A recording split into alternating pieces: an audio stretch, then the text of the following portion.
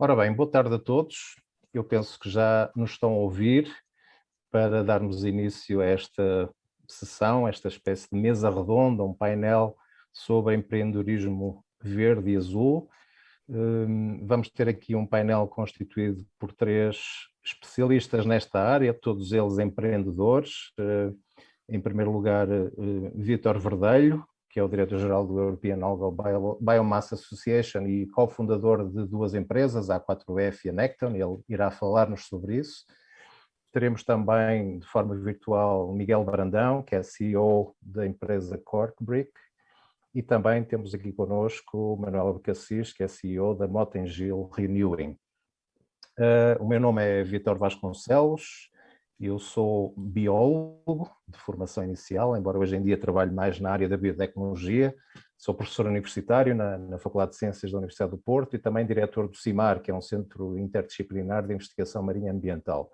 Um centro que alberga mais de 450 investigadores em múltiplas áreas, em que trabalhamos, especialmente dedicado às questões das alterações globais e os serviços dos ecossistemas, aquacultura e biotecnologia marinha. E, portanto, temos como missão, essencialmente, de contribuir não só para o conhecimento científico, mas também para a inovação, formação avançada, também apoio a políticas públicas e também a literacia do oceano e do ambiente em geral, ou seja, a divulgação científica para todos os públicos.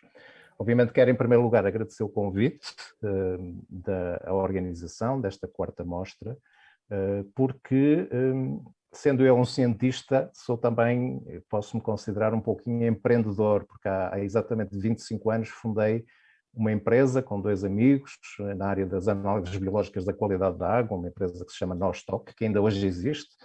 E no início deste ano, 2021, criei também a FICI Biotech, que é uma empresa de biotecnologia azul, com outros investigadores do CIMAR, pretende criar novos produtos, nomeadamente a partir de microalgas e cianobactérias, com aplicações em diversas áreas, em especial a agricultura, a cosmética e a nutracêutica. E, portanto, nós temos no CIMAR incentivado também os nossos membros a criar o seu próprio emprego através do apoio à ideação e à incubação de empresas, quer em programas próprios, quer em outros, por exemplo, como é o caso de um programa que se chama Blue Bio Value, que é financiado pelas fundações Oceano Azul e Talos Gulbenkian. E, portanto, isto só para tentar justificar um pouquinho a minha presença aqui neste painel e mais uma vez agradecer o convite para estar aqui presente e para aprender também com todos vocês ideias interessantes destes 3 convidados que temos aqui hoje.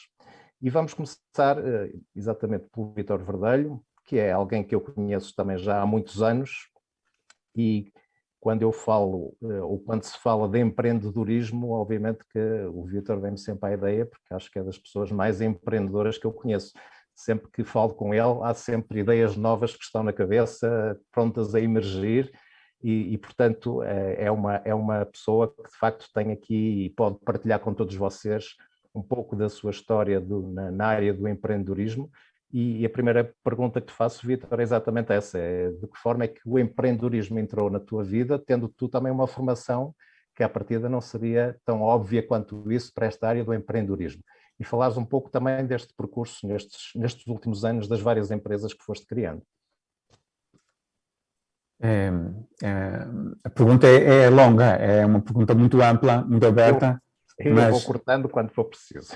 Ok. Pronto, a minha formação de base não tem nada a ver com o que eu faço. Eu sou físico, Faculdade de Ciências, mais ou menos contemporâneo do Vítor Vasconcelos. Tendo acabado o curso de Física, eu percebi com outros colegas na altura que o meu futuro não seria, depois de uma experiência de investigação na faculdade, o meu futuro não seria ser escravo de um laboratório de investigação, mas sim criar algo novo. Portanto, estamos a falar de 1989, nesta altura não havia internet praticamente, não havia telemóveis e, portanto, era tudo bastante mais complicado, mas basicamente a ideia seria, e a palavra empreendedorismo ainda não existia, como existe agora. Portanto, em 89, portanto, já foi há muito tempo, decidi criar uma empresa que pudesse ser na área produtiva e que tirasse partido de vantagens que só existem em Portugal, leia-se clima e que pudesse ser inovador. Portanto, estes 3 critérios. Portanto, depois de muitas peripécias, uma história muito longa e complicada, assim surgiu a Necton. Demorámos, a Necton é a mais antiga empresa de produção de microalgas atualmente existente na Europa. E, portanto, nós tivemos que desenvolver a tecnologia de produção desde o zero.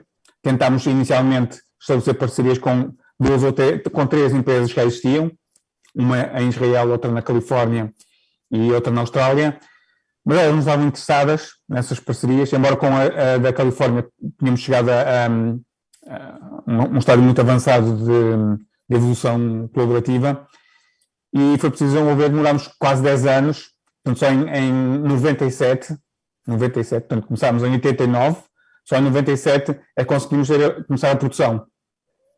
E desde essa altura que continuamente a Necton produz microalgas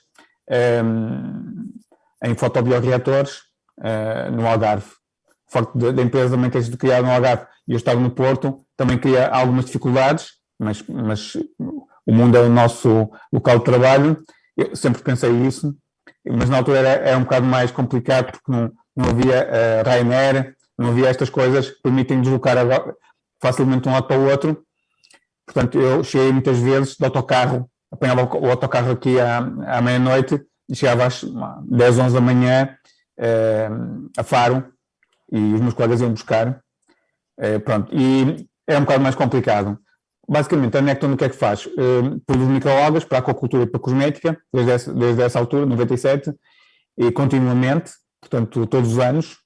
Tem estado sempre a crescer e juntámos, passado alguns anos, no início dos anos, no fim de 99, 2000, juntámos o setor de produção de sal tradicional, e a empresa é atualmente a principal produtora de flor de sal e sal tradicional a nível europeu. E é a única empresa que existe na Europa e eventualmente no mundo que tem as certificações ISO 9001, ISO 14000 e BRC para sal tradicional. Não conhecemos mais nenhuma. E, portanto, vende para exporta para uma série de países, uns 20 países, e cá em Portugal vende nas grandes superfícies. Portanto, e tem estas 2 atividades em que tem o de comum entre o sal e as algas são essencialmente as matérias-primas são as mesmas, água do mar e sal, e depois obviamente nas microalgas há mais uma série de minerais que são utilizados e sobretudo massa cinzenta. Portanto, nas algas é massa cinzenta o que nos diferencia e no sal é massa cinzenta o que nos diferencia e que no sal nos levou para as certificações, para a qualidade. Portanto, é um produto que é único no género, em termos de europeus, a nossa unidade de embalagem de sal é totalmente com estas certificações e atinge níveis de qualidade muito altos, que parece que é uma empresa farmacêutica, mas produz sal tradicional e flor de sal. Portanto, este foi o meu percurso na Necton. Depois, uns anos mais tarde, com outros colegas, criámos a A4F. A A4F, neste momento, é a principal empresa na Europa que vende tecnologia para produzir microalgas. Passados alguns anos, construímos a maior unidade de produção de microalgas em Portugal, para um cliente que é a Cecil. Atualmente a empresa chama-se All Microalgae. Fomos nós que projetámos, construímos e operámos, e depois transferimos para o cliente. E agora estamos a construir outra maior ainda, na Póvoa de Santaria, uma empresa também que combina e que será a maior da Europa outra vez, muito maior, enquanto que a All Microalgae está projetada para produzir à volta de 100 toneladas de algas. Esta nova vai produzir 270 toneladas. Portanto, na Póvoa de Santaria, utilizando fotobioreatores e Cascade Raceways. E, portanto, consolidámos-nos já como a maior empresa que vende tecnologia para produzir algas. Há 2 anos atrás adquirimos uma empresa também de produção heterotrófica, a Biotrend, e, portanto, agora conseguimos estar em toda a cadeia de microalgas autotróficas, heterotróficas, e também iniciámos um negócio na área das macroalgas, em Vagos, criamos uma unidade de produção para um cliente chamado Green Aqua Company, que está a construir uma unidade de produção de macroalgas, que também será a maior, quando estiver pronta, daqui a 1 ano e meio, 2, será a maior em Portugal, produção de macroalgas. E, portanto, no mundo das macroalgas, em Portugal, esta é a minha vida. Em paralelo com isto, fruto da minha experiência e dos contactos internacionais que sempre tive, convidaram-me para ser presidente há 7 ou 8 anos da European Algae Biomass Association.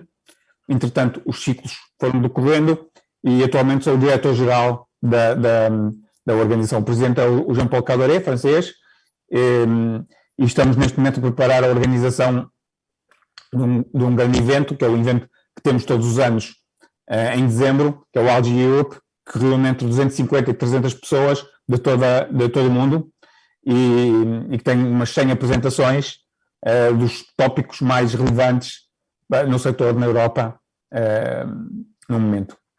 E pronto, para já. Obrigado, Vitor. Já foi uma boa resenha do teu historial recente e deste interesse naquilo que é verde e ao mesmo tempo azul, não é? Portanto, que estas duas áreas de empreendedorismo, azul e verde. Eu vou agora fazer uma pergunta, vou passar para a cortiça, das algas para a cortiça. Vou fazer uma pergunta ao Miguel Brandão, que é o CEO da Corkbrick, que eu quando via a empresa lembrei-me logo da minha infância de trabalhar com legos, e agora estes são legos feitos em cortiça. E eu gostava de perguntar ao Miguel Brandão, gostava de conhecer um pouco melhor o seu percurso também, desde a ideia da Corkbrick até os dias de hoje, e especialmente tentar perceber em que é que consiste a Corkbrick. Obrigado, para já, pelo este convite e participar. Gosto muito de poder ajudar. A Corkbrick, eu tenho sido empresário desde sempre, aliás, também fui quase membro fundador da Anjo, e agora já faço parte dos Anjos Coroados, mas todas as minhas outras empresas foram de alguma maneira planeadas. A Corkbrick foi a única que não foi planeada. Tudo começou com uma conversa com a minha filha na altura mais velha, estava a fazer arquitetura, estávamos em crise, cada não sabia que Portugal está quase sempre em crise, não é? Portanto, é uma questão de hábito, mas estava com muitas incertezas em relação ao futuro e tal. Estávamos a viajar, porque normalmente é sempre o presente dos meus filhos, é sempre uma viagem. E então surgiu a ideia de, ok, a vantagem da arquitetura, estava a dizer, a vantagem da arquitetura é que, sendo uma atividade criativa, tem uma vantagem enorme, porque o mundo está aos nossos pés, não é? Porque na realidade nós podemos ter projetos espalhados pelo mundo inteiro. Aliás, até numa viagem anterior, nós tínhamos ido ao Dubai, tivemos a visitar o Burj Al Arab, e que é um exemplo clássico disso, porque a arquiteta de interiores era da Coreia do Sul. Mas pronto, portanto ali era mais uma conversa de mentoria de pai para filha do que outra coisa qualquer. Mas ela não estava muito convencida, e então eu disse: então vamos fazer um exercício, vamos tentar inventar qualquer coisa. E ela disse: pai, já está tudo inventado e tal. Não, mas então vamos criar tentar inventar qualquer coisa de raiz. E então eu tenho 4 filhos, na altura os mais velhos ainda estavam cá, e às vezes quando eu tinha o meu mais velho em casa, eu convidava amigos e ficavam, eu tenho 3 andares na minha casa, e ficavam no terceiro andar 10 minutos, às vezes o máximo, a dormir, espalhados pelo chão. E eu fiquei sempre com aquela pulga atrás da orelha a pensar como é que nós podemos arranjar uma solução de, quando as pessoas nos visitam, poder criar espaços confortáveis, e quando se vai embora volta tudo ao normal. Mas eu não tenho jeitinho nenhum para bricolagem, mas sempre gostei imenso de Lego, porque o Lego tem a vantagem de que, desde que nós tenhamos imaginação, tudo é possível, porque a manipulação é muito simples. E, então, esse foi o desafio inicial. Vamos arranjar uma solução para o nosso sótão, mas que essencialmente tenha que cumprir com 2 características. A primeira, que eu achava lógica, que era ser uma coisa que eu próprio pudesse utilizar, tipo Lego. E a segunda, achava eu que provavelmente devia ter que ser cortiça. Eu sempre tive algum conhecimento sobre as propriedades únicas que a cortiça tem.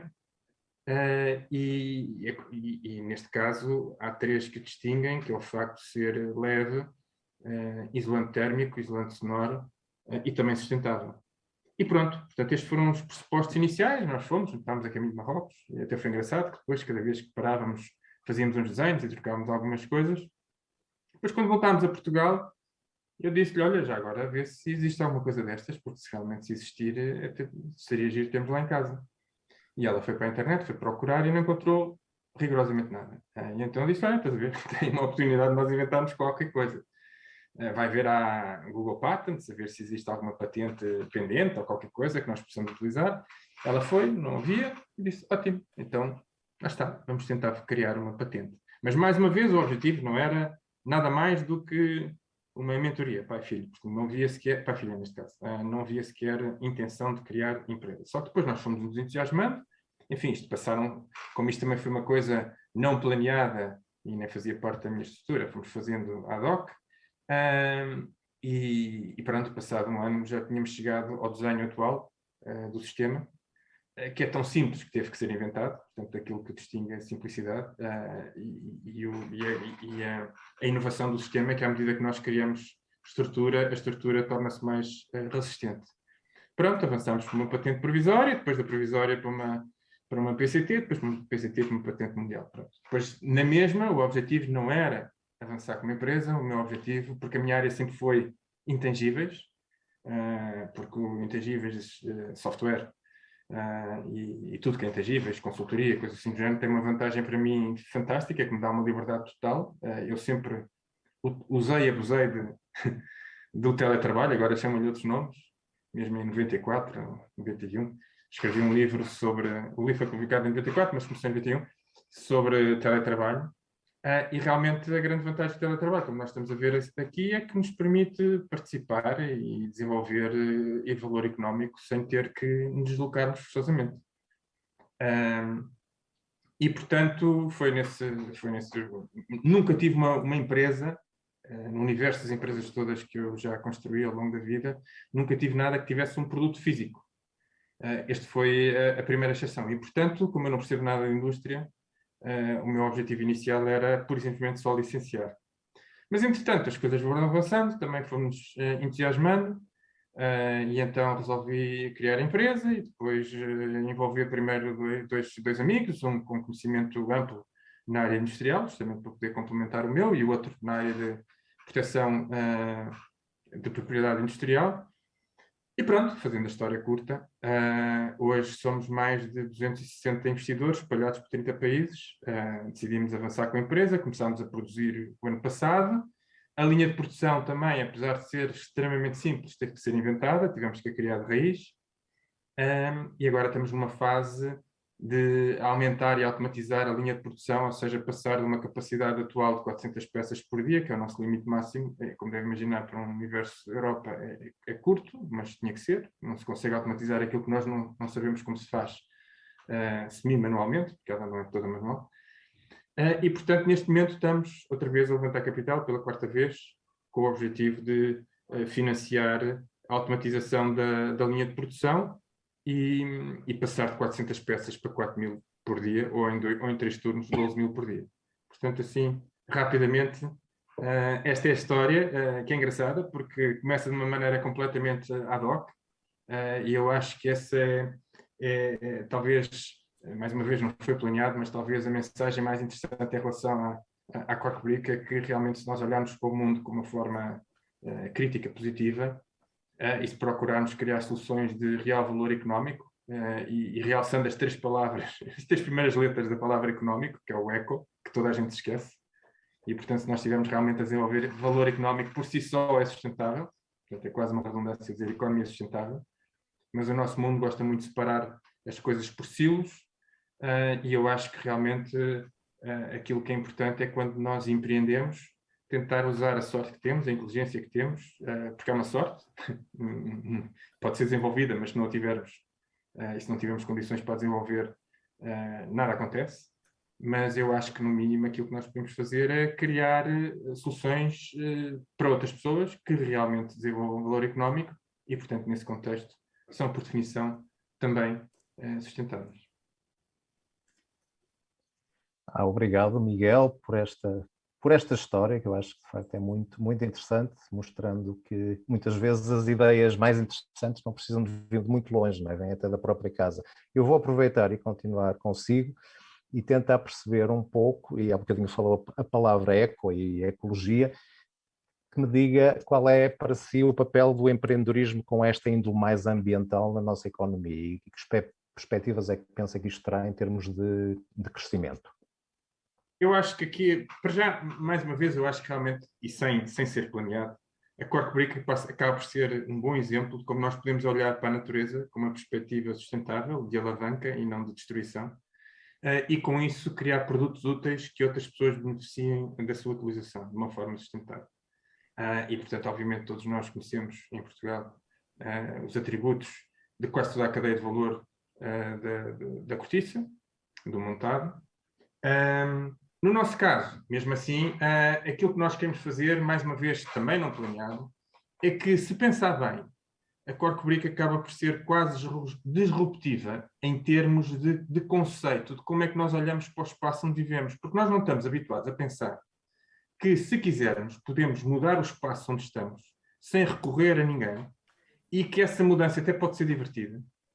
E não precisamos usar ferramentas, nem colas, nem parafusos, nem sequer manuais, porque nós fazemos gala em não ser necessário manuais. No máximo, o que acontece, a pessoa consulta um vídeo de menos de 3 minutos. Ou seja, isto que é assim tão simples, na realidade é um empoderamento das pessoas, de todos nós, como cidadãos do mundo, em que, se calhar, não na totalidade, mas pelo menos uma grande parte do interior dos espaços onde nós vivemos, primeiro, e também do exterior, numa segunda fase, pode ser pensado de uma forma diferente. E, portanto, ainda para mais, porque há duas vertentes fundamentais do conceito de Corkbrick: sustainability e dynamics, sustentabilidade e dinamismo. Não é? Sustentabilidade, vocês já conhecem bem. O dinamismo, porque pela primeira vez nós temos um produto que nos permite criar N produtos, tal como a Lego. E, portanto, o que é que isto significa? Significa que quando estamos a montar e a desmontar, a criar e a recriar, não há desperdícios. E, portanto, se olharmos agora aqui também numa perspectiva de circularidade e de economia, num conceito mais macro, há aqui um ganho astronómico, porque qualquer outra solução que existe no mercado atualmente, quando nós queremos mudar a configuração, no mínimo, temos algum desperdício. E como vocês sabem também, a Terra não cresce, por muito que o Elon Musk ainda consiga ir buscar Mercury e trazer Marte aqui para o lado para despejar o lixo, não temos espaço suficiente para o lixo que geramos, principalmente na indústria da construção civil. E então aquilo que nós ambicionamos, e mais uma vez não foi planeado, mas hoje em dia faz parte da nossa estratégia, aquilo que nós ambicionamos é justamente mudar a perspectiva que as pessoas têm em relação a duas coisas. Primeiro, que qualquer um de nós pode construir o que quiser dentro de casa.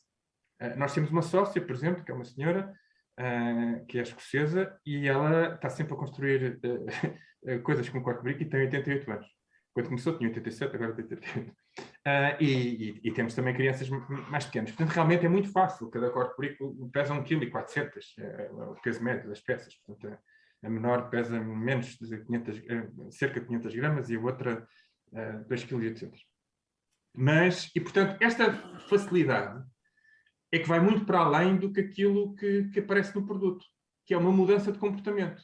E essa mudança de comportamento, que também implica uma atitude nova sob o ponto de vista, obviamente, de sustentabilidade. Porque quando nós não geramos desperdício e quando nós não geramos consumo exacerbado, logo por definição, estamos a garantir a sustentabilidade do planeta. Não é? E imaginem que agora nós conseguimos expandir isso. Como é que nós estamos a fazer essa expansão? Nós queremos fazer essa expansão puxando o rabo à minha sardinha. Como eu disse no princípio, a minha área sempre foi software, aquilo que eu gosto bastante é software. E, portanto, nós arranjámos uma maneira de transformar a Corkbrick, também de estender a Corkbrick através do mundo digital. Todos conhecem um jogo muito conhecido, chama-se Minecraft, e nós, neste momento, estamos a fazer uma versão tipo Minecraft, mas com Corkbricks. Ou seja, vai ser o primeiro jogo na história da humanidade em que eu posso me divertir e criar coisas giras, tal como acontece no Minecraft, só que aquilo que eu crio no Minecraft não tem qualquer utilidade real. Não posso trazer para o mundo real. Enquanto que aquilo que eu criar no Corkbrick Play, eu vou poder trazer para o mundo real.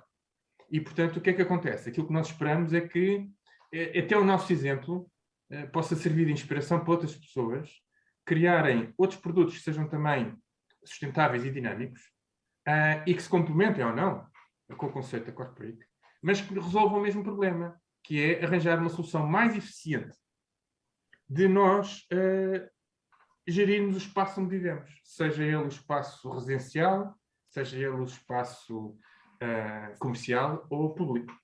Nós, por exemplo, aí no Porto, temos uma instalação num conjunto que julgo que deve conhecer, que é o UOL. Já ouvi falar do UOL?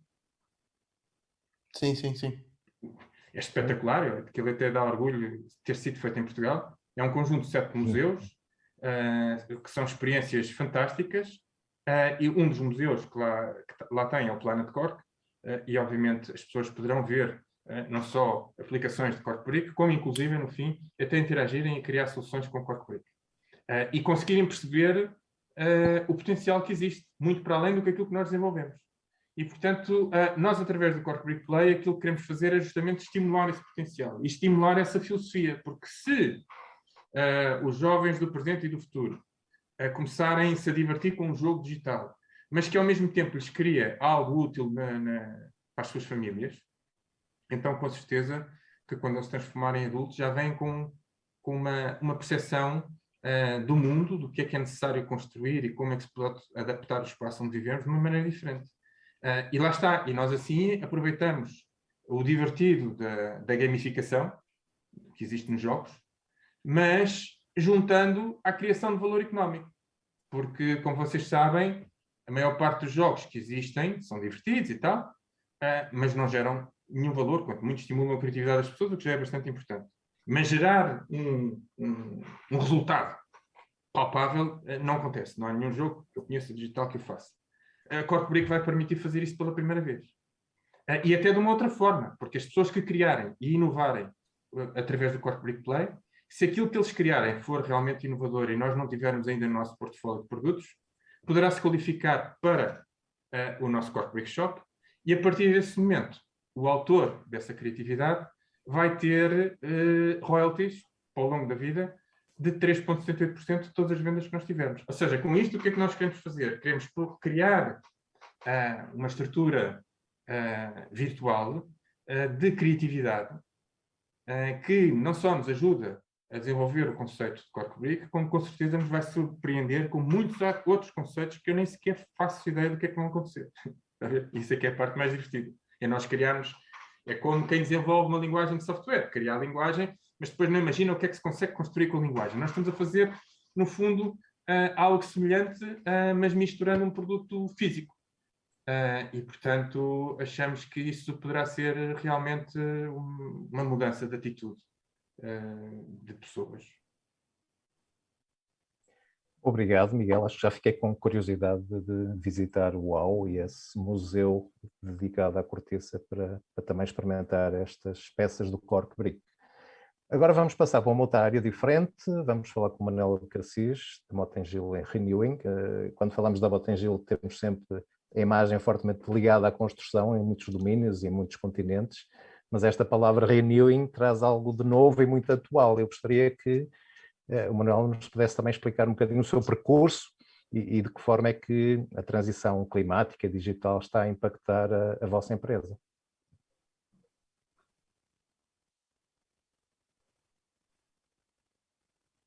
Tem que ligar o microfone.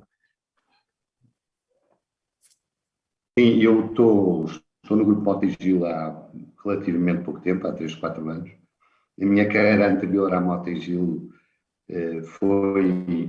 eu não venho da área da construção civil, aliás, sou de formação, sou engenheiro mecânico, e comecei pela área do ambiente, assim se pode dizer. À saída do técnico, entrei logo para o Grupo de Agremont.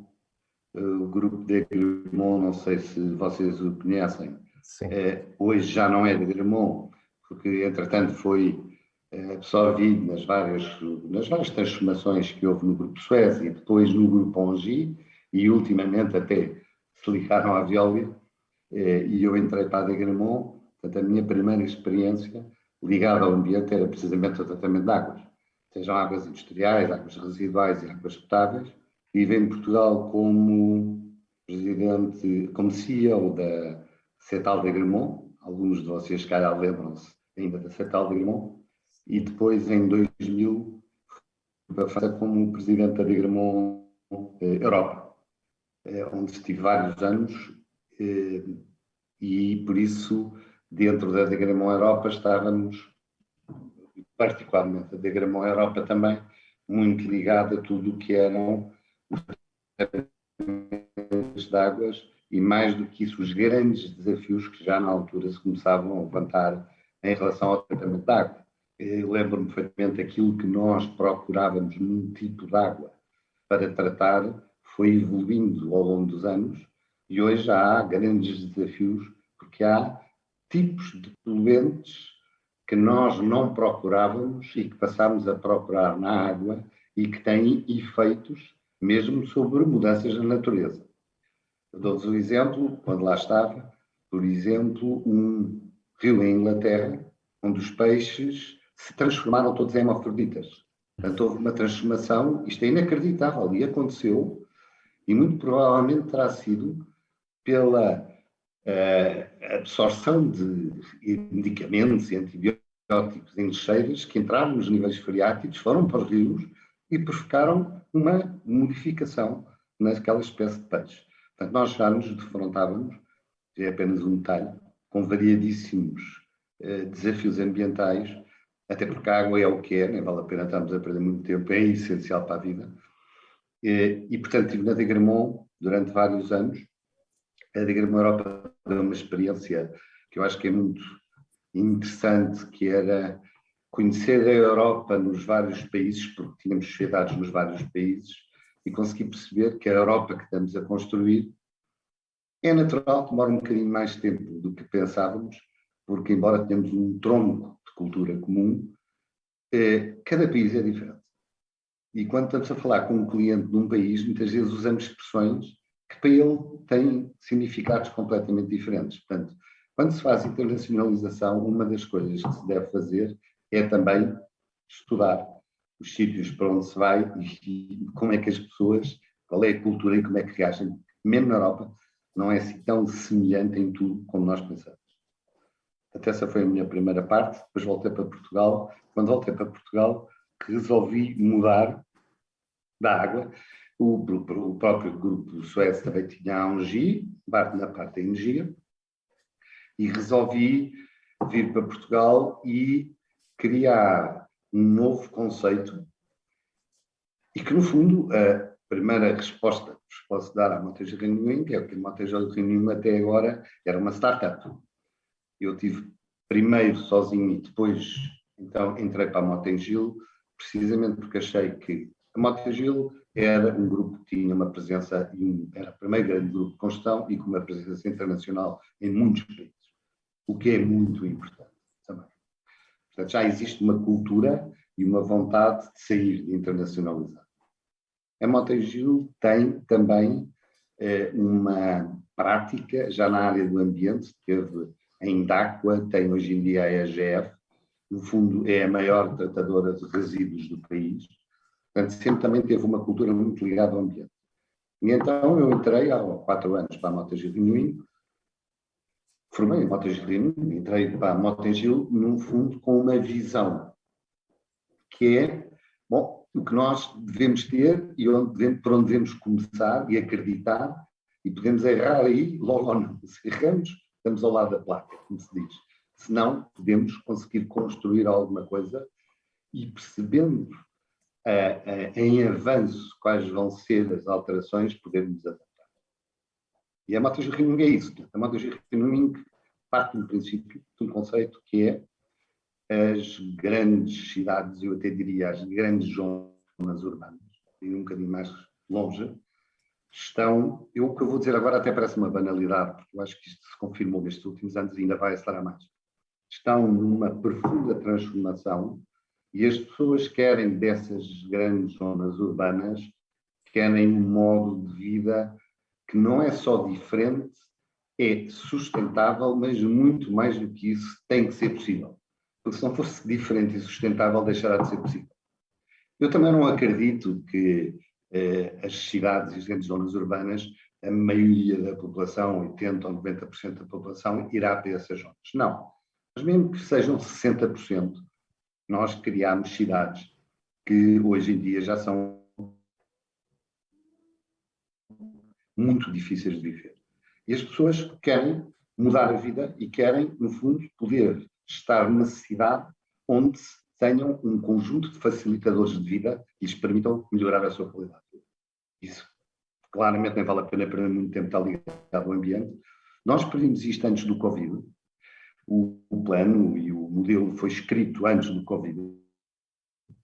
E eu acho que Covid veio acelerar e veio demonstrar que tínhamos razão e vai acelerar a realização de muitos conceitos.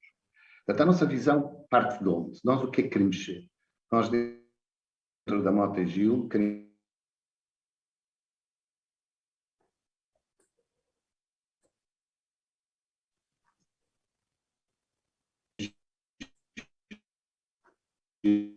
ligação.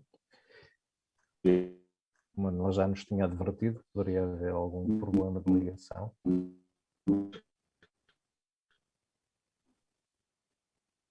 Bem,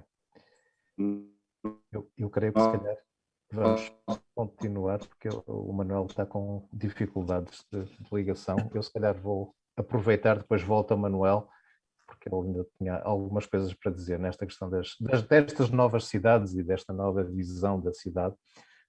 Eu vou passar para o Vítor e tentar perceber. Eu sei que as algas são a tua paixão e o teu domínio, mas até que ponto esta questão agora da transição ambiental, não é, que tem que ser vista numa perspectiva muito mais global de todas as empresas, pode ser baseada ou pode passar por soluções baseadas em algas, e que as próprias empresas, mesmo aquelas que não sejam produtoras de algas, podem ter que adotar soluções. Será que existe algum mercado para que as empresas que não tenham a ver especificamente com algas possam usar as algas, por exemplo, para a descarbonização ou para a produção, eventualmente, até de oxigênio nas suas próprias empresas? O que é que tu vês como futuro na aplicação das algas nas empresas? Eu, portanto, peço desculpa porque parece-me que caiu e voltei. Isto voltou a conectar, não sei se me estão a ver. Agora estamos. Eu tinha acabado de fazer uma pergunta ao Vítor, mas se quiser continuar, eu depois volto ao Vítor. Então, se calhar eu termino rapidamente. Claro que sim. Na nossa visão de 4 áreas, consideramos que são importantes para fechar o círculo e para contribuir para a tal mudança de vida das grandes. A primeira é a energia. O que nos interessa é a produção de energia local. Não somos uma utility, portanto não produzimos energia descentralizada. Queremos produzir a energia dos nossos clientes, armazenar. Hoje, tecnicamente, como vocês sabem, já é possível termos soluções que são económicas e que cada vez mais vão ser competitivas. Queremos gerir essa energia com a energia com a rede e depois vamos para baixo, ou seja, privilegiar soluções de autoconsumo e agora, muito fortemente, as comunidades de energia e os autoconsumos coletivos. O segundo ponto que nós consideramos é a mobilidade elétrica. E apostamos muito fortemente na mobilidade elétrica nas cidades, nas grandes zonas urbanas. Para mim, hoje ir daqui ao Porto num carro elétrico não é um problema, não é uma prioridade. Aliás, tenho um híbrido para fazer isso, porque vou muitas vezes pelo país, mas, cada vez mais, nas grandes zonas urbanas, a percentagem de mobilidade elétrica através de carros ligeiros elétricos vai ser maior. E a curva de crescimento vai ser maior que prevíamos antes. Até por uma coisa, porque as grandes marcas, os grandes construtores tomaram a decisão. E tomaram a decisão com base na tecnologia, estou a falar dos ligeiros, essencialmente das baterias de lítio. E por isso estão a fazer grandes investimentos. E normalmente a indústria automóvel não brinca com os investimentos. E quando os faz, dá-lhes o tempo de vida após amortizar. Portanto, nós dizemos, sim senhora, queremos apostar também na mobilidade elétrica. A mobilidade elétrica nas grandes zonas urbanas só pode existir se existir charging. Ninguém compra um carro elétrico para ficar com ele parado. E o charging representa por si só para nós 2 grandes desafios. Primeiro porque é um método. não é instalar um ponto de carregamento, não chega. O charging, nesta próxima década, vai ter uma evolução muito grande. Segundo, porque vai acrescentar consumos de energia que têm um peso razoável. As pessoas pensam muito em disparar o consumo de energia. Não, não se trata disso. Vai haver um aumento, mas muito mais do que isso, vai obrigar a uma especialidade de saber o que é que eu instalo, que arquitetura é que eu instalo, como é que eu resolvo os problemas de energia para alimentar esses pontos de carregamento, o que é que eu faço às baterias para também contribuírem para esta gestão, e por isso fechamos. Outro dos nossos métiers é queremos ser um operador, mais do que isso, um arquiteto e operador e instalador de redes de carregamento de mobilidade elétrica adaptadas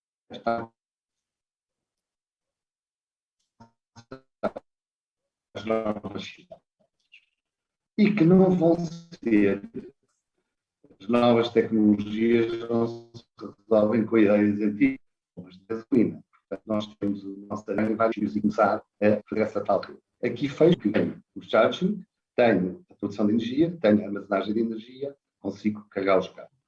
A terceira bolinha, se eu puder dizer, da nossa própria mobilidade elétrica em si. Nós conhecidos e vimos isso, também muda tudo, de um dia para o outro, nem queremos. E isto são transformações que demoram pelo menos esta década, mas vai ser mais. Da mesma maneira, hoje, muita gente com quem a gente fala, e que nos está a ouvir, muita dos que nos estão a ouvir hoje, não querem um carro. Não é como a nossa geração, que nós só queríamos ter uma coisa, queríamos ter um carro maior que o do vizinho.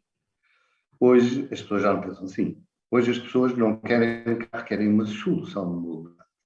E é isso que nós também estamos a trabalhar. Como eu digo, nem tudo se faz ao mesmo tempo, é tudo evolutivo, em soluções de mobilidade que combinem diferentes formas que estão geridas, tal como as anteriores, por plataformas digitais, que é outro dos nossos pontos comuns de gestão, que é, novamente, plataformas digitais que nos permitam gerir estas várias coisas.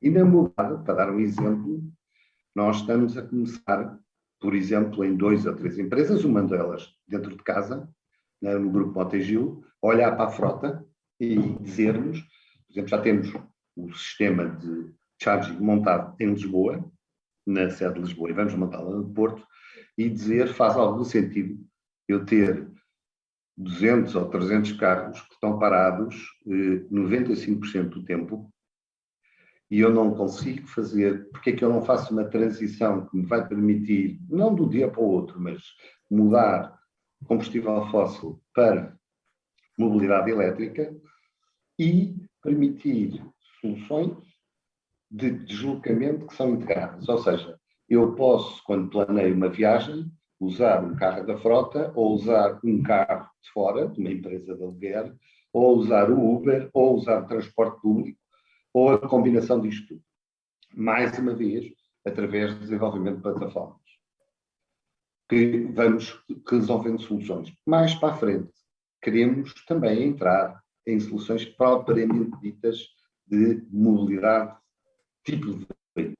E fechamos isto num quarto ponto, que também já se falou aqui, eu acho que o Cork me deu umas ideias interessantes, que da mesma maneira que nós pensamos que as pessoas hoje não querem um carro, cada vez menos, querem uma solução de mobilidade, e depois vão gastar o dinheiro que antes gastavam no carro, que estava sempre parado e a capital imobilizado noutras coisas que valem muito mais a pena. O mesmo se vai passar naquilo que a gente chama o new housing.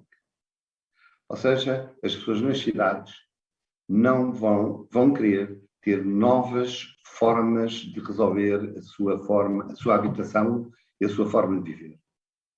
E no new housing atacamos 3 áreas. Uma é os co-livings. No co-living, porque atacamos uma população que vocês também conhecem, que são os nómadas digitais. Nós, neste momento, ganhamos um grande concurso em Portugal que vai ser publicitado muito fortemente dentro de pouco tempo, precisamente de um co-living numa zona altamente privilegiada e tecnológica, onde os nossos clientes são nómadas digitais, gente que está cá 6 meses a 1 ano e que procura um tipo de vida onde cria uma comunidade, a gente que trabalha de segunda à quinta ou de segunda à sexta à bruta, mas depois também procura quebrar o isolamento e criar comunidades onde desenvolvam conhecimentos internacionais. Portanto, essa é uma área que nós estamos a desenvolver. A segunda, que estamos a começar a desenvolver, é ligada aos millennials e aos séniores. Fechamos hoje, e os millennials que nos interessam é também a população móvel. E quando eu digo móvel, é móvel a nível do mundo. É aqueles que já criaram família, são pessoas novas, mas que têm filhos pequenos, e que quando procuram um espaço, é um espaço onde eles pensam vou estar aqui 5 anos e depois, cada amanhã estou em Singapura, depois estou em Nova Iorque, depois estou noutro sítio qualquer, procuram um sítio que lhes dê mais do que a própria habitação, um conjunto de serviços facilitadores de vida. E vamos aos serviços da mobilidade, que vão ter o babysitting. As pessoas podem dizer que, mas é verdade. As pessoas vão parar a uma casa cada vez mais e dizem hoje temos mais facilidade, trabalhamos menos. Não, tem mais facilidades e infelizmente trabalhamos cada vez mais e é preciso haver estruturas organizadas que me permitam ter essa. Começa a ter filhos pequeninos, eu estava a falar aqui do Cork, que por exemplo, nós estamos a falar a nível de quarteirões. Portanto, são zonas onde criamos condições para essas pessoas viverem e o próprio espaço onde eu vivo pode ser mutável durante 5 anos.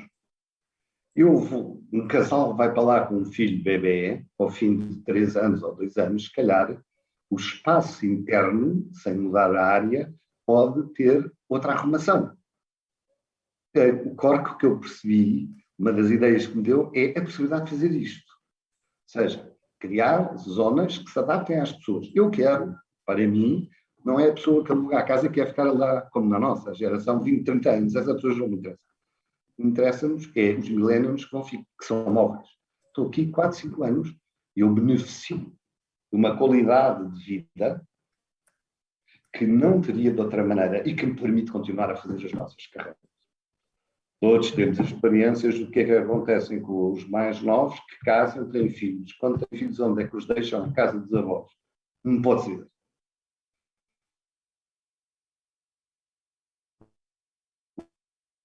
Os avós não têm que ter essa missão de poderem organizar a sua vida e ter uma qualidade de vida maior. E os chão residem.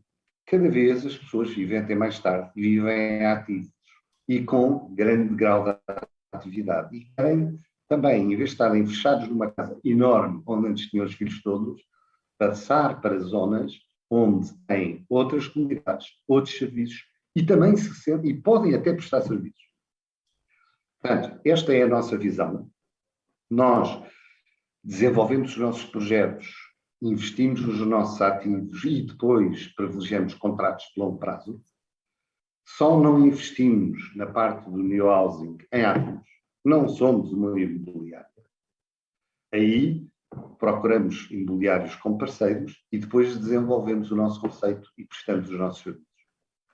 Portanto, isto é o que é, muito resumidamente e sem arriscar a passar vídeos ou mais coisas, porque se calhar empano outra vez o Zoom. Esta é a nossa visão. O que foi interessante nestes últimos anos foi, eu costumo dizer que o Covid para nós teve a vantagem de dar tempo para podermos confirmar conceito com coisas práticas. E hoje temos instalações que vão desde o A ao Z, ou seja, vão desde a produção de energia até ao new housing, mas que não têm que obrigatoriamente ir tudo de uma vez. A grande vantagem do nosso approach é que nós privilegiamos contratos evolutivos. Quando fazemos o tal contrato há 10 ou 15 anos, todos os anos, todos os exemplos do Smart Charging, por exemplo. Smart Charging, a tecnologia está a evoluir a uma velocidade tal, quer a do charging, quer a indústria automóvel, e é preciso compatibilizar as duas para poder escolher qual é a melhor arquitetura, que todos os anos nós vamos adaptando os sítios onde à quer de clientes, quer... Isto aplica-se a tudo. Portanto, o grande desafio, acho que no nosso approach, nós não queremos fazer as coisas todas sozinhos, não. Queremos parceiros. Isto só se faz com parceiros também, em que cada um tenha a especialidade de se juntar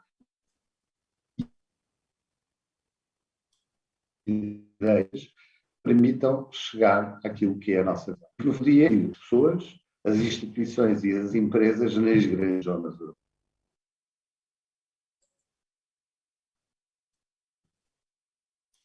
Penso que terminou, Manuel, que não foi agora um corte, exato.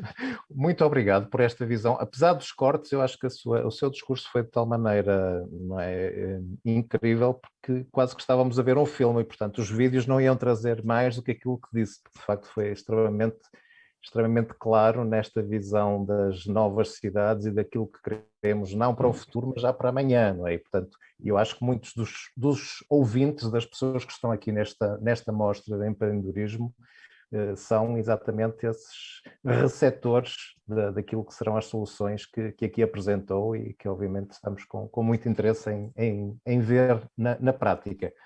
Eu queria só, antes de passar a palavra ao Vítor, queria só dizer que se tiverem questões, por favor, podem colocá-las no bate-papo, que depois, havendo tempo no final, nós vamos colocar essas questões aos nossos convidados. E, portanto, agora, se calhar passava de novo ao Vítor. Não sei se queres refletir sobre estas questões que, entretanto, foram mencionadas pelos dois colegas, ou se queres falar também sobre aquela questão que eu te coloquei relativamente às soluções baseadas em algas noutras empresas, até porque vocês na A4F fazem exatamente a construção de sistemas de produção de algas. Até que ponto esses sistemas são pedidos por empresas que inicialmente não tinham nada a ver com algas? Muitas vezes são pedidos por empresas que não tinham a ver com algas e, portanto, que querem soluções para mitigar o carbono que emitem, querem soluções para produzir novos ingredientes. E esse é o dominante, empresas que querem produzir novos ingredientes para o setor alimentar, normalmente, ou empresas que já produzem e que precisam de apoio técnico e tecnológico para fazer o scale-up.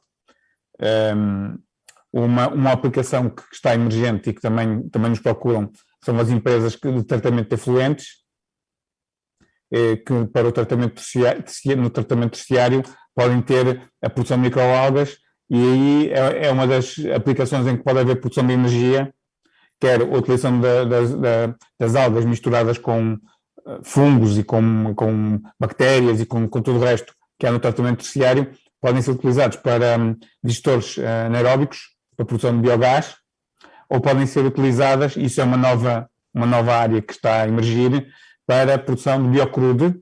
Portanto, pode haver uma tecnologia chamada HTL, Hydrothermal Liquefaction, em que se transforma, se existir perto dessas unidades, energia não muito cara, que possa ser utilizada para fazer uma espécie de pirólise das algas, da biomassa, pode-se produzir um biocrude que pode ser refinado e utilizado para combustível. Mas as algas vão ter essencialmente um papel mais no setor alimentar, porque há vários mundos nas algas, é muito complexo falar em algas, aliás, não se pode falar em algas assim genericamente, porque as algas vão desde organismos microscópicos com 2 ou 3 micra de tamanho que cobrem os oceanos, o fitoplâncton, e que dão origem a mais metade do oxigênio que nós respiramos, até às macroalgas que podem ter 30 metros de comprimento. Portanto, são organismos universos. E dentro deste grupo, a que chamamos algas, pode haver organismos que são muito mais próximos das bactérias ou dos fungos do que das plantas. Portanto, as algas englobam, não há uma designação taxonómica, não há nenhum grupo específico, englobam organismos muito diversos e, por isso, podem ter imensas aplicações.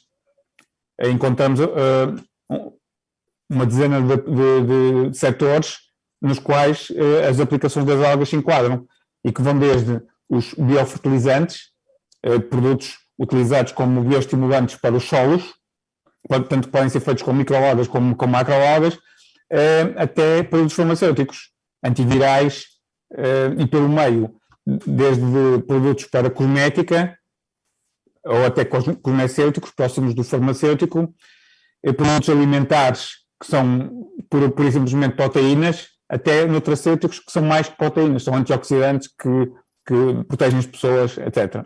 Portanto, a gama de aplicações é imensa, e no nosso caso, na A4F, nós trabalhamos nas unidades de produção, nas tecnologias para produzir quer microalgas, quer macroalgas, e depois ajudamos os clientes nas aplicações. E, portanto, tentamos estar em todas as aplicações.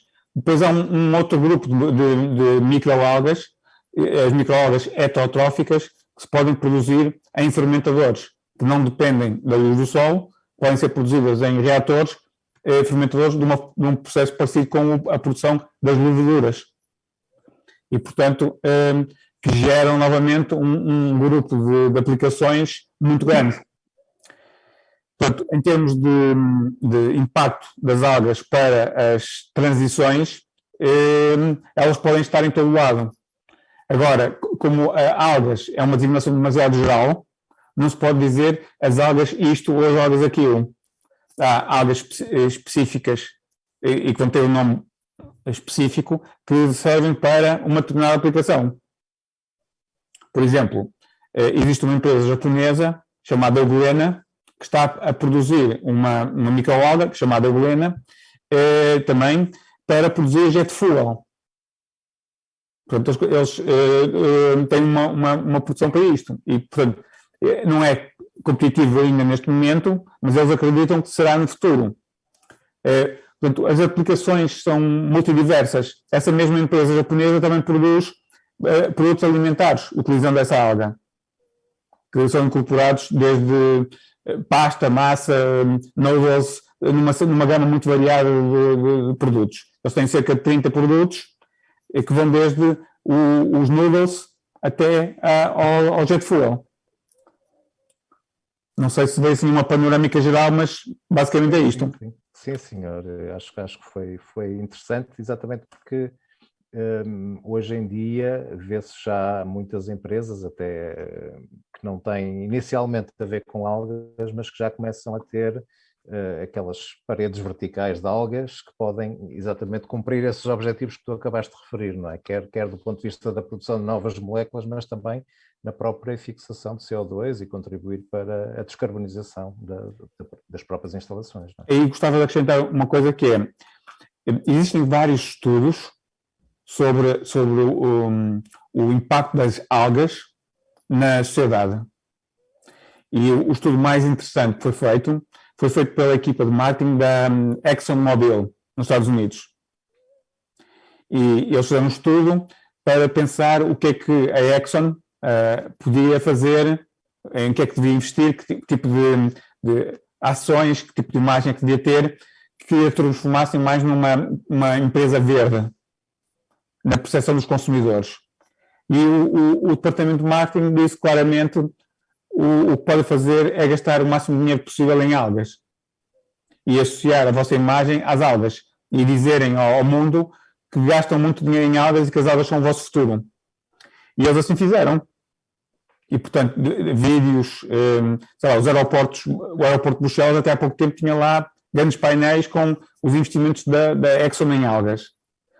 E este tipo de estratégia que é seguida por muitas outras empresas que utilizam as algas, mesmo que elas não tenham uma relevância atual, eventualmente aqui a 20 ou 30 anos poderão ter, mas atual, a relevância não existe, mas utilizam para aquilo que nós chamamos de greenwashing. O greenwashing basicamente o que é? É colar as algas a coisas que ainda não são relevantes. Por exemplo, o exemplo que deste, das algas fazerem, limparem o ar, consumirem o CO2 que existe no ar. Obviamente que o fazem. E são os organismos mais eficazes que existem no planeta.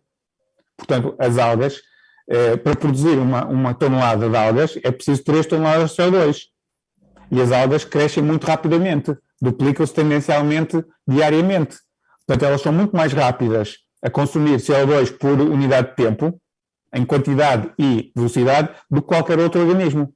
A razão é muito simples, porque no caso das microalgas não têm que produzir tecidos, elas são microscópicas, são unicelulares, e portanto, como não possuem, não gastam energia a produzir tecidos, conseguem ser muito mais eficientes no seu crescimento e na utilização da energia. As macroalgas também não têm raízes, portanto, são tecidos muito mais simples, não têm raízes, e estão dentro da água, não precisam de ir buscar água a lado nenhum. E, portanto, são muito mais eficazes do que as plantas. Por hectare e unidade de tempo, as algas são 10 a 20 vezes mais rápidas do que as plantas, em termos de quantidade de biomassa produzida por unidade de tempo. Mas não fazem milagres. E isso é que é a parte mais relevante. Elas são fantásticas, são espetaculares, mas não fazem milagres. Ou seja, nós não podemos pôr um tubinho de algas a crescer, fazer passar esse tubinho por uma membrana que está numa sala e dizer que todo o ar que existe naquela sala, que as algas vão consumir todo o CO2. Portanto, elas não fazem milagres. Portanto, estas 3 toneladas são por tonelada de 3 toneladas de CO2 por tonelada de algas é mais ou menos o que elas podem fazer. E depois é só fazer as contas, calcular, mas por causa do greenwashing, atribui-se às algas muito mais do que aquilo que elas podem fazer.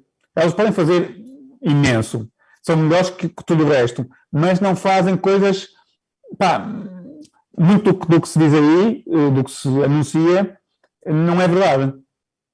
Portanto, aplicações como, por exemplo, ter uma sala na qual se tem uma parede verde, com algas, não vai consumir o CO2 todos que as pessoas produzem. Claro. Obrigado, Miguel. Vítor, estou a pensar agora no Miguel e fazer-lhe aqui uma pergunta que tem a ver com esta questão do empreendedorismo ambiental e perguntar-lhe quais são as tendências do empreendedorismo ambiental e Miguel, também queria saber se pensa que a circularidade é a única opção ou existem outras tendências relativamente a esta questão do empreendedorismo ambiental? Já, mais uma vez, eu repito que acho que empreender é mais do que fazer um negócio e ganhar uns cobres. Acho que empreender é resolver problemas reais e que outras pessoas vão valorizar a solução que nós criamos. E se o fazemos, criamos valor económico e não apenas valor financeiro, que são coisas diferentes. O comprar e vender não gera nada. Não é? Pelo contrário, cria grandes desigualdades. E o gerar valor económico melhora o mundo em que vivemos. E, portanto, nesse contexto, eu acho que claramente aquilo que nós estamos a tentar fazer é aproveitar o melhor do mundo físico e do mundo digital e da gamificação, que cada vez será uma vertente, todos já ouviram falar do... agora fugiu-me o nome da... como é que se chama? Agora fugiu-me o nome. Não interessa, mas que está a Google, está a Facebook... antes havia já o Second Life e agora estão a criar atribuíram outro nome, mas a mesma coisa. Na realidade, as pessoas vivem num mundo virtual e fazem interações no mundo virtual em que nada acontece na realidade. Eu acho que é um desperdício de energia humana, esta é a minha opinião pessoal. E eu acho que, na realidade, nós, quando detemos tecnologia, quando temos capacidade de desenvolver tecnologia, acho que devemos fazer muito mais do que fazer dinheiro. Portanto, esse Second Life, ou agora o outro que me esqueci agora do nome, ok, poderão fazer rios de dinheiro, mas na realidade não geram valor económico nenhum. Pelo contrário, criam um ser humano, na minha opinião, isso já é uma opinião, criam um ser humano estranho, porque uma pessoa que passa 5 ou 6 horas em média por dia, como acontecia no Second Life, num mundo virtual que não existe, sob o ponto de vista psicológico, está-se a criar uma pessoa que, com certeza, que não é um ser humano equilibrado. E, portanto, nós aquilo que tentamos fazer é uma abordagem diferente. Sim, senhora, os jogos são interessantes, mas vamos então tentar criar um jogo e usar as técnicas de gamificação que um jogo normalmente tem, mas em simultâneo, não apenas estimular a criatividade das pessoas, como criar algo útil que outros possam valorizar. E, portanto, essa é uma tendência claramente que nós temos, é olhar para a tecnologia e para a realidade de uma forma holística e não por divisões, porque aquilo que nós queremos, quando empreendemos, é resolver problemas para seres humanos. Pronto, se calhar acham que isto não fica bem, ou que é utópico, mas é isso que temos que fazer. E se nós não resolvemos problemas reais de pessoas reais, provavelmente não construímos um futuro que os nossos filhos ou netos nos agradeçam. Obrigado, Miguel. Nós parece que não, mas já passou quase o tempo que tínhamos previsto. Eu vou, se calhar, fazer uma última pergunta ao Miguel, e assim, relativamente até aos destinatários desta mesa redonda, que era exatamente pedir-lhe se deixava alguma mensagem aos jovens empreendedores em termos de incentivo. Acho que juntem-se, porque esse é um outro aspecto. Ainda hoje eu estava aqui numa escola nova, engraçada, que apareceu aqui com um conceito de educação diferente aqui em Cascais, mas mesmo assim continuam a tratar tudo de uma forma muito holística. Imaginem, tem os tipos de economia, tem os tipos de design e tecnologia, tem os tipos de engenharia, mas se nós queremos realmente criar soluções para o mundo, nós precisamos juntá-los todos. E, portanto, enfim, no princípio, quando comecei a minha empresa, já foi há tanto tempo que até me chamavam fascista, naquela altura, por começar uma empresa, mas há aí membros deles que se lembram disso com certeza.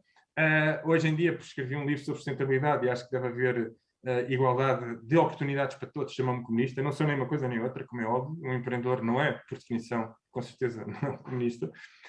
Agora, o que eu acredito é que se nós temos a sorte de ter capacidade e talento, é quase um desperdício não o aplicar de uma forma, para mim, interessante. Eu acho muito mais giro estar a desenvolver uma empresa, mesmo que não me gere tanto dinheiro, nunca me preocupo com isso, mas que me dê satisfação e que eu acho que melhora a vida de outras pessoas, do que estar a fazer um negócio que entra dinheiro, sim senhor, é como na Bolsa de Valores, acho que é só especulação, não há valor acrescentado nenhum, deturpou-se um conceito que tinha um objetivo de gerar liquidez para as empresas e transformou-se com a velocidade dos computadores hoje, mas já no princípio do século passado já acontecia isso, transformou-se numa casa de apostas.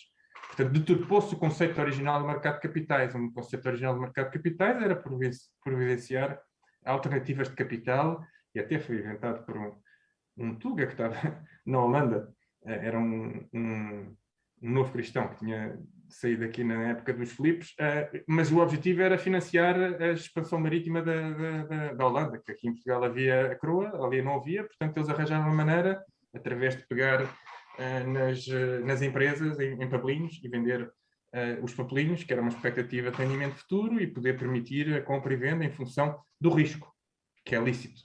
E é normal o mercado de capitais funcionar, imagino, que era assim que foi montado, funcionava há 6 meses, 1 ano.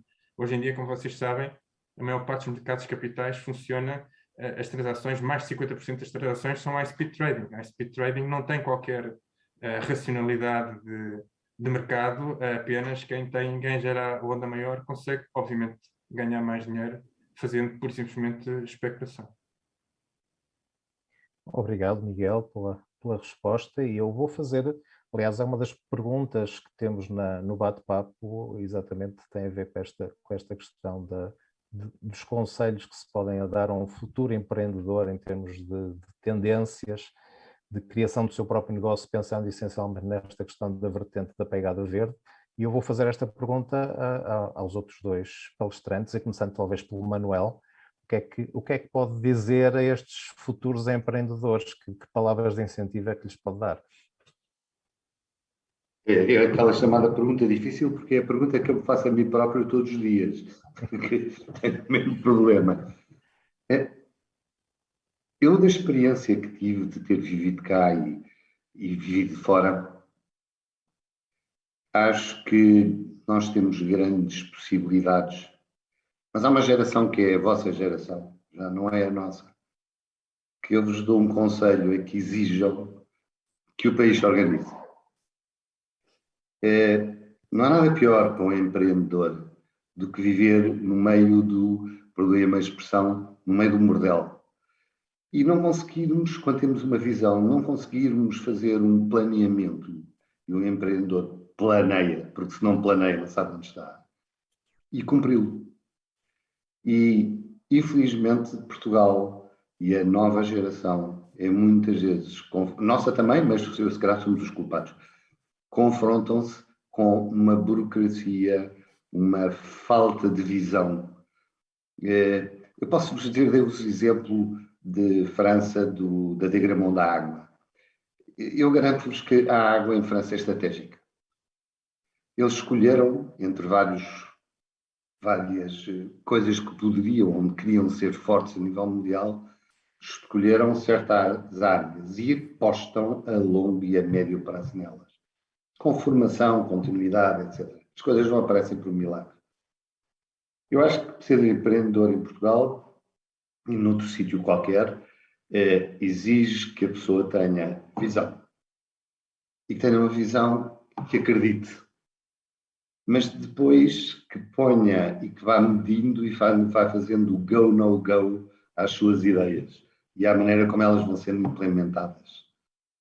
E não entrar em modas, em euforia, em modas e euforias, mas ter um caminho e segui-lo e acreditar. E depois, rodear-se dos melhores. Ir buscar, e nós temos gente que é extremamente competente e que, mal gerida, é desperdiçada, bem gerida, faz milagres. Muito obrigado, Manuel, por estas palavras que acho que vão chegar a fundo a todos os que nos estão a ouvir. De facto, é preciso ser muito resiliente, não é, para trabalhar nesta área.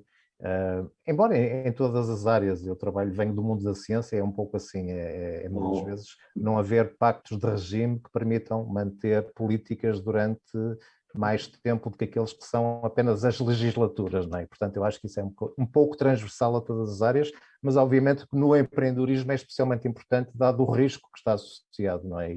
E a necessidade de retorno num tempo relativamente curto. Eu vou fazer a mesma pergunta ao Vítor, então que conselhos é que podes dar a esta gente que está agora a pensar em empreender, em criar empresas, em ter ideias e pô-las na prática? Bem, eu tenho uma visão ligeiramente diferente da do Manuel e que não é muito politicamente correta.